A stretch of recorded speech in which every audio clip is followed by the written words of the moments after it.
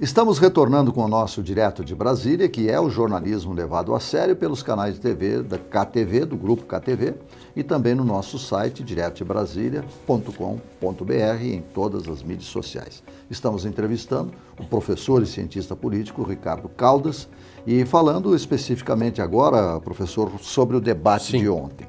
O que o senhor achou desse debate? Quem se comportou bem, quem saiu bem desse debate?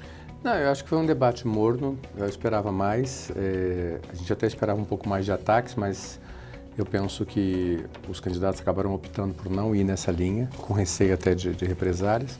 O único que talvez tenha atravessado um pouco o sinal foi certamente o Guilherme Boulos, né? Que já era esperado. Que já era esperado em relação ao Bolsonaro, mas o que a gente tem visto, assim, o que eu tenho observado, tanto em relação ao debate da Globo e isso agora aconteceu também no debate anterior e agora aconteceu de novo no da Bandeirantes, é que o Bolsonaro, na verdade, ele tem treinado e está preparado para os ataques que ele tem recebido e ele tem respondido de uma maneira muito eficaz. E o público também tem reagido bem para o lado dele, né? Sim.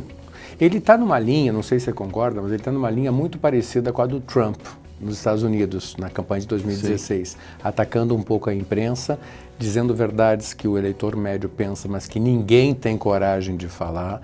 Então ele está recuperando, ele está trazendo para o palco e para o debate, na minha opinião, o eleitor médio.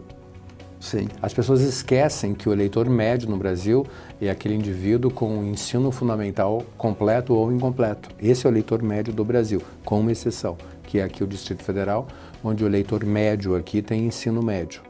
Mas tirando o DF, o eleitor médio do Brasil é o eleitor com ensino fundamental, completo ou incompleto. Então ele, na minha opinião, o Bolsonaro acaba conseguindo dialogar melhor com esse mais direto, linguagem mais direta. Ele tem uma linguagem simples e direta que é muito parecida com a do Trump com o americano médio. As pessoas lá nos Estados Unidos colocaram como americano médio o americano de Nova York, imagina, ou o americano de Los Angeles, que justamente não são os americanos médios. É longe disso, é o oposto. O americano médio é o americano do Arizona, do Tennessee, lá do interior. E o Bolsonaro, ele entendeu isso, então ele consegue recuperar esse eleitor que estava esquecido, que estava se sentindo abandonado pelo sistema político. Ele foi lá e localizou esse eleitor e trouxe para o debate. Então, quando ele faz as colocações dele, ele tem sempre em mente o que esse eleitor pensa. Então, isso explica por que quando ele dá quando ele rebate as críticas, na verdade, ele cresce, ele não cai. E na Globo, né, que é uma emissora que a gente conhece bem... na parte que nos toca de imprensa como jornalistas, as críticas à imprensa acabaram se justificando à medida em que se viu o que se viu no Roda Viva da TV Cultura e depois o vexame jornalístico, ético, na Globo News, infelizmente. Né? E aí acaba dando razão para quem critica a imprensa. Exatamente.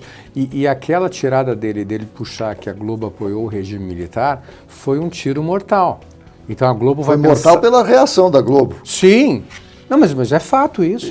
Não é fofoca nem intriga. Não, mas o que eu acho que nisso professor, é uma falta de sensibilidade ou arrogância, porque a tendência dos jornalistas é terem uma certa arrogância de saberem de tudo, é que a família desconstruir o pai, o patriarca, dizer que ele errou 10 anos depois. 50 anos depois, 2013.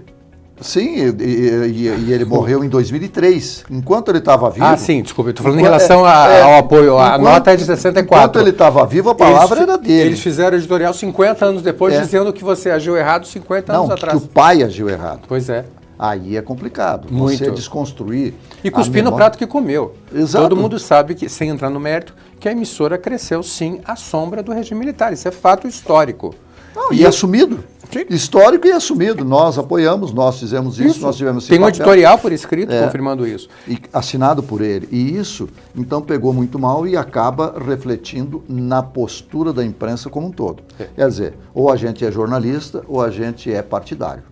Eu penso que agora, isso nós já vimos no debate de ontem, os jornalistas vão pensar 2 vezes antes de fazer ataques. Porque ali no ambiente da Globo é um ambiente de jornalistas super bem preparados. Como nós sabemos, não tem ninguém ali mais ou menos, né?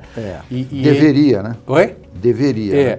Mas se eles se eles sentiram que ele não é refresco, assim, tipo assim, que não é que o Bolsonaro não é uma pessoa, mais ou menos, com as críticas que eles fizeram à economia. E aí também eu achei que a resposta que ele deu naquele outro debate eu achei interessante, porque ele foi humilde e falou assim, eu entendo pouco de economia, mas eu trouxe para o meu lado o melhor. Exatamente. Isso é positivo, isso conquista Não, mas o as eleitor. pessoas acham que aí o sujeito não pode ser a pessoa da classe média. Nós elegemos um operário, um trabalhador, achamos que fizemos muito, e achamos também que essas pessoas poderiam ser. Ele não pode indicar militar, mas como ele mesmo criticou, foram indicadas pessoas que acabaram se transformando em ladrões e em rapineiros do dinheiro público. Sim. Então, acho que esse também é um momento de muita reflexão sobre a ética, sobre comportamento Sim. e sobre postura. E no caso, por exemplo, se a gente comparar com a presidente anterior, a presidente Dilma, que tinha uma postura exatamente oposta, que cansou as pessoas, que ela dizia que ela sabia de tudo. Ela opinava sobre todos os assuntos, desde a questão aérea, a questão militar, até defesa, o aprisionamento do vento. Até o aprisionamento do vento e até, segundo informações que eu tive, até o controle de pagamento, até ela opinou sobre o cardápio que ia ser servido nas concessões de aeroporto. Exatamente. O preço do pãozinho e do pão de queijo. Então, quer dizer, não tem pessoa que tenha, o ser humano, que tenha um conhecimento sobre tudo. Então, você ter ali uma pessoa dizendo que não entende de tudo, é uma coisa, você fala, finalmente. Eu também não entendo de tudo. Eu também não, ninguém entende de tudo. Quem disser que entende de tudo está mentindo. Talvez seja a simplicidade que os candidatos, a maioria, deveriam ter e não serem autossuficientes, como a gente está assistindo alguns. Agora, em termos de propostas, aí a gente já entrou num outro... Quer entrar nisso agora? Vamos entrar no próximo bloco, vamos fazer um pequeno intervalo, vamos tomar um cafezinho e nós já voltamos.